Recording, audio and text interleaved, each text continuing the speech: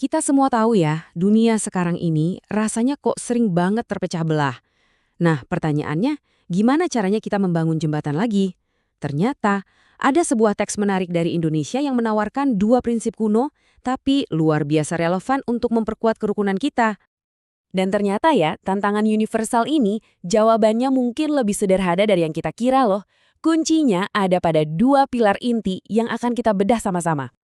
Jadi, dua pilar itu adalah, pertama, toleransi, gimana cara kita menghargai perbedaan, dan yang kedua, ini dalam banget nih, yaitu gagasan untuk memelihara kehidupan manusia. Nah, keduanya ini saling melengkapi untuk bikin masyarakat yang rukun. Oke, kita mulai dari pilar yang pertama dulu ya. Oke, pilar pertama toleransi. Eits, tapi tunggu dulu. Ini bukan cuma sekadar ya udah sabar aja deh sama perbedaan. Bukan.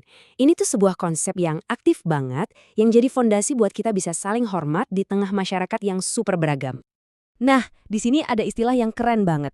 Dalam bahasa Arab, konsep ini disebut tasamuh. Artinya itu bukan cuman, oke, saya terima kamu apa adanya, tapi jauh lebih dalam dari itu. Ini soal sikap aktif yang penuh kemurahan hati dan kelapangan dada.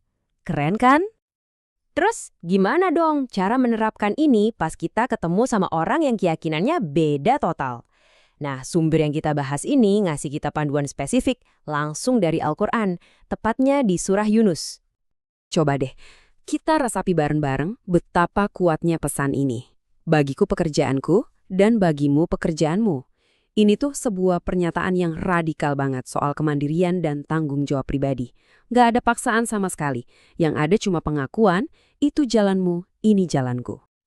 Oke, dari toleransi terhadap keyakinan, sekarang kita pindah ke pilar kedua yang nggak kalah pentingnya. Ini adalah sebuah ajaran yang sangat mendalam tentang betapa berharganya setiap nyawa manusia. Setiap, tanpa terkecuali. Nah, untuk pilar kedua ini, sumber kita menyoroti satu ayat di surah Al-Ma'idah.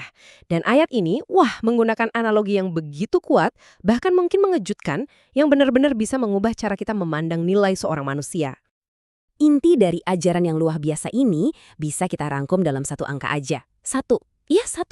Ayat ini menekankan betapa besarnya dampak yang ada di dalam takdir satu jiwa manusia. Semuanya berawal dari sini. Dan inilah analogi yang luar biasa itu. Di satu sisi, menghancurkan satu nyawa itu sama aja kayak menghancurkan seluruh umat manusia. Gila kan? Tapi di sisi lain yang penuh harapan, menyelamatkan satu nyawa itu nilainya setara dengan menyelamatkan seluruh umat manusia. Ini perspektif yang benar-benar kuat banget. Oke, ini kan ide-idenya keren banget ya. Tapi, gimana wujudnya di kehidupan nyata? Apa cuma teori aja? Nah, untungnya, teks ini ngasih kita beberapa contoh sejarah yang sangat konkret dan jujur menginspirasi. Contoh pertama nih diambil dari sebuah momen yang tegang banget. Jadi, Nabi Muhammad saat itu berhadapan dengan suku Daus. Mereka ini bukan cuma nolak ajarannya, tapi juga sampai memusuhi. Bahkan, Nabi diminta untuk mendoakan keburukan buat mereka. Tapi, apa yang beliau lakukan? Alih-alih mengutuk atau membalas, jawabannya justru kebalikannya 180 derajat. Beliau malah berdoa, memohon petunjuk untuk mereka. Bayangin, ini adalah pilihan radikal untuk ngebalas kebencian dengan welas asih, bukan dengan kemarahan. Contoh kuat lainnya datang dari situasi yang lebih tenang, tapi maknanya gak kalah dalam. Jadi suatu hari, ada iring-iringan jenazah seorang Yahudi yang lewat di depan Nabi dan para sahabat. Nah, saat ditanya kenapa beliau sampai berdiri untuk menghormati, jawabannya simpel banget tapi menusuk ke hati. Bukankah dia juga manusia? Cuma dengan satu kalimat itu, beliau menegaskan pilar kedua tadi, penghormatan fundamental pada kemanusiaan kita bersama, yang melampaui sekat keyakinan apapun. Oke, cerita-cerita ini kan kejadiannya udah lebih dari 1400 tahun yang lalu ya. Terus, apa hubungannya sama kita sekarang, di dunia modern yang serba terhubung ini? Kenapa ini semua masih penting?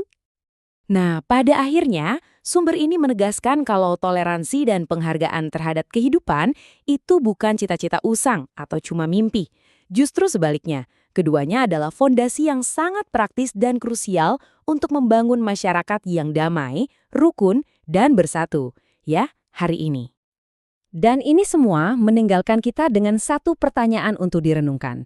Gimana caranya kita dalam kehidupan kita sehari-hari bisa mengubah gagasan-gagasan yang kuat ini menjadi tindakan nyata yang bermakna?